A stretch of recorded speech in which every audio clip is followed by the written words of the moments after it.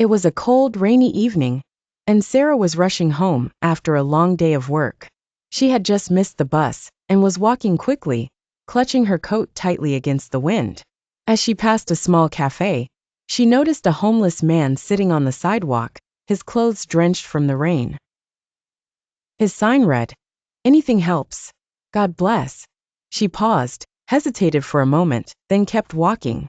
She was too tired, too preoccupied with her own life to stop. The next day, Sarah's world seemed to be crumbling. She had just received bad news at work. Her project had been rejected, and the promotion she was working toward was given to someone else.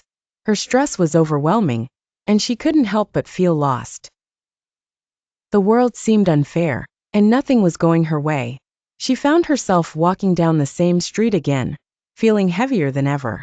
As she passed the cafe, she spotted the same man from the day before, sitting in the same spot. This time Sarah didn't just walk by. She stopped, feeling an inexplicable pull.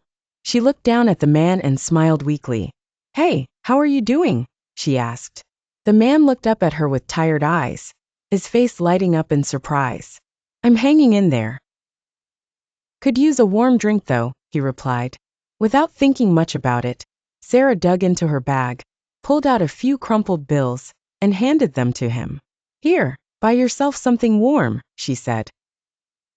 The homeless man thanked her, his voice filled with gratitude. "I'll make sure it's used wisely," he said. Sarah smiled and began to walk away.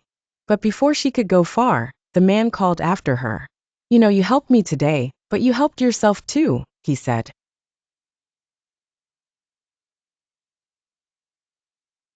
That evening, as Sarah sat at home, she reflected on what had happened.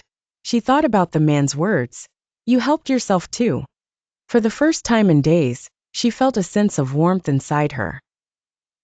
It wasn't from the promotion or success she had been chasing. It was from the simple act of helping someone else.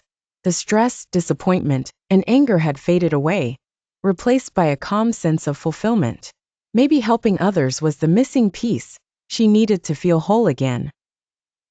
The next week, Sarah returned to the cafe. This time, she didn't wait for the man to ask for help. She simply handed him a warm coffee and sat down beside him. They talked for hours about life, struggles, and hopes for the future. As they parted ways, Sarah realized that, in helping him, she had found something she had been desperately searching for: peace, connection, and a renewed sense of purpose.